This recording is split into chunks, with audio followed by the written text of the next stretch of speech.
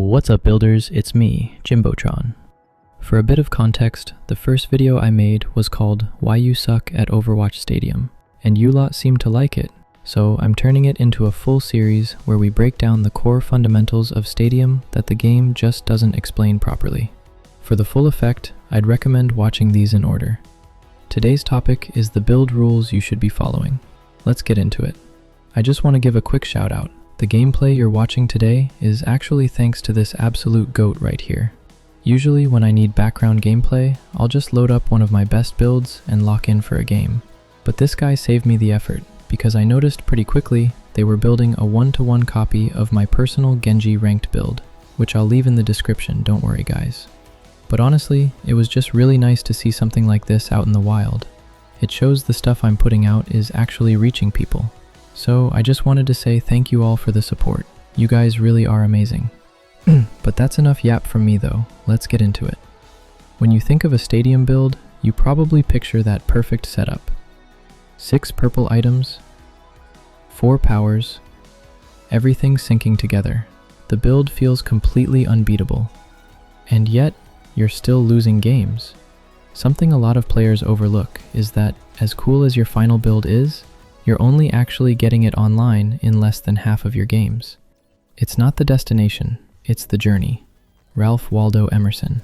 And I can guarantee you, that journey is where you're losing most of your games before your build even gets a chance to come online.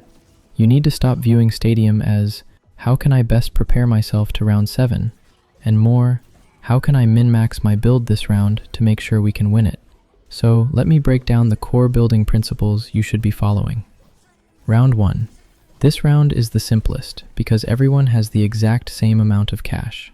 You want to take 3 items here, 1 1.5k green and 2 1k greens. The most important one by far is your 1.5k item. This is what gives you the edge in early fights. For example, you take Stratosphere Beacon into Flyers, Reflex Coating into Ana, or Armored Vest into Tracer.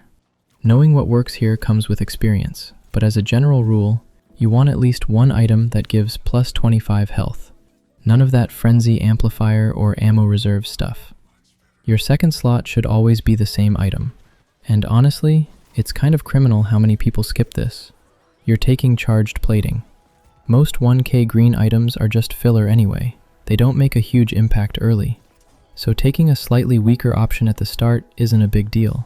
But in return, after you use your ultimate, you're getting over 2.5k worth of stats. That's based on the RILS system, which I'll break down later in the video. But the point is simple. You lose almost nothing, and gain a ridiculous amount. There's no reason not to take it. Finally, your last slot is flexible. You want a 1k item that fits your needs. Most of these are just small stat boosts, but if you want something with a bit more value, I'd recommend electrolytes. The overhealth is decent, nothing crazy, but the movement speed out of spawn can genuinely be the difference between stalling overtime or losing the round, and that alone makes it worth considering. Round 2.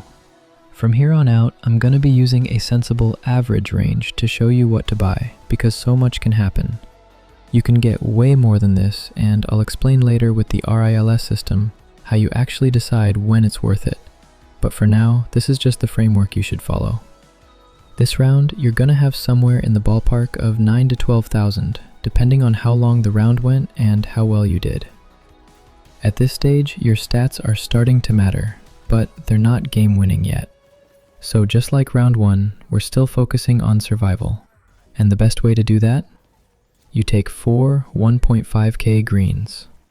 Sounds stupid, I know. It looks wrong, but it just isn't. This is genuinely one of the strongest ways to build early. Doing this gives you 100 max life and a bunch of extra effects depending on what you take. For example, if I take First Aid Kit, Adrenaline Shot, Siphon Gloves, and Feathered Soles, I'm getting 100 max life, faster health regen, healing on melee, overhealth, movement speed on health packs, and even a speed boost on demand.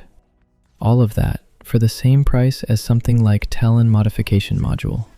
You're basically getting the value of like 2 full epic survival items just from stacking greens. It's actually dumb how strong this is. Now for your last 2 slots, just fill them. If you're on the lower end, like 9k, don't feel bad just grabbing 2 more greens. Yeah, your damage will be lower, but who actually wins that trade? 10 to 20% more damage, or 150 extra HP and a bunch of effects? Exactly. If you're on the higher end though, I personally like to grab 1 blue that actually fits my build, and then pick up charged plating again. Very, very rarely I'll say rush a purple here, but that's a super niche case, and honestly, if you're watching this video, you probably shouldn't be doing that anyway. Round 3. By now, I'd expect you to be sitting around 20,000 total. This is where your job changes. Now you want to start upgrading those greens into blues.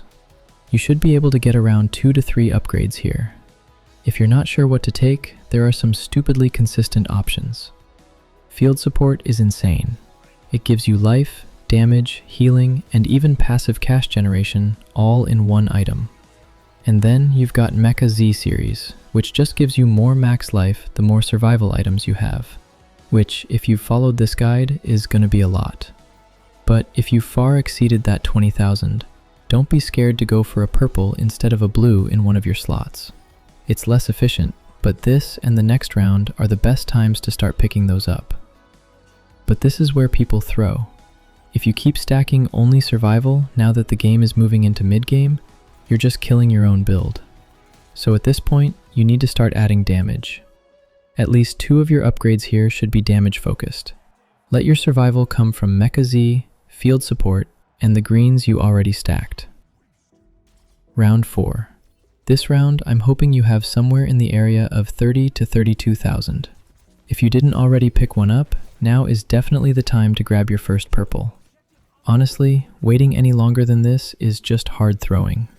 Last round was acceptable if you were ahead, but this is about the best time to be doing it.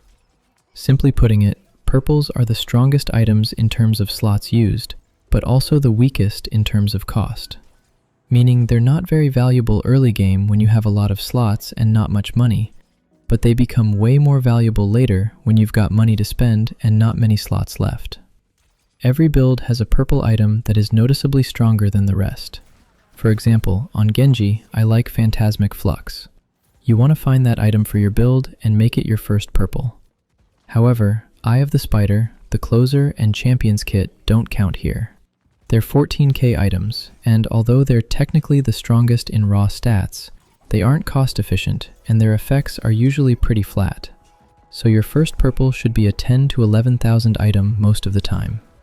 Your build at this point should look like 1 purple and 5 blues, or 2 purples, a blue, and then some greens. It really just depends if your purples have valuable secondary effects that are worth running over just stacking higher raw stats with blues, but that's down to your judgment. Round 5. Round 5 is the transitional round between mid-game and late game, so similar to round 2, which was the transition from early to mid-game, you've got the same priority. Fill your slots. The difference now is instead of filling with greens, you want to make sure every slot in your build has a blue item. You've got a bit of leniency to drop to a green if you need to overspend elsewhere, but like I said, this is just the general skeleton. I think a nice cash goal for this round is around 40 to 45,000. The ranges are getting wider now because the later the game goes, the more valuable everything becomes, and all those small good or bad decisions you made earlier really start to show after they've stacked up over time. At this point, you should realistically have at least 2 purples and the rest blues. Alternatively, I'm not going to come for you if you'd rather go 3 purples, 2 blues, and a green. Again, it depends on your build and whether your purples actually have strong effects. If you're doing that just for raw stats though, you're probably trolling. Round 6. Now we're officially in late game. A good goal here is around 50 to 55,000. At that point, you can comfortably be sitting on 4 purples and 2 blues, and that's typically what you want to aim for. You've already done the hard part, now you're just closing it out. And finally, round 7. This is where you finish the build. Full purple setup, everything online. If you followed everything properly to get here, you've basically min-maxed every stage of the game. Well done, builders. Now you have the skeleton structure for knowing how to build. But now, let's go over the muscle and everything else you need for a working model. This is a system I made myself that's kind of based on common sense and a bit of maths. It's called the RILS System, or just RILS for short. It stands for Relative Item of Lowest Stats, and it allows you to compare the value of effects that aren't just as simple as weapon power or ability power. How this works is you take the item you want to assess, and then you find the next lowest item with similar stats. Then from there, you subtract the stats and cost from each other, and you can weigh up what you're actually paying for. I said too many things, didn't I? Let me give you an example for visual learners. Field support gives 25 armor, 5% weapon power, and a healing field every 15 seconds. Now, if we run that through RILS, we know we can get 5% weapon power for 1000 from Compensator, and 25 armor for 1,500 from Armored Vest, meaning those stats are worth 2,500. So you're effectively paying an extra 1,500 for that healing field, which in my opinion is definitely worth it. However, a bad example here would be Nano Cola. It gives 15% ability power for 5.5k. The next item down relative to it would be Charged Plating, granting 10% ability power for 1000, meaning if you put it through the RILS system, you're paying 4,500 for just 5% more ability power, which quite frankly is atrocious. You should never take Nano Cola unless you have nothing else you can take. This system takes a little bit of time to get used to, especially doing the maths quickly in-game.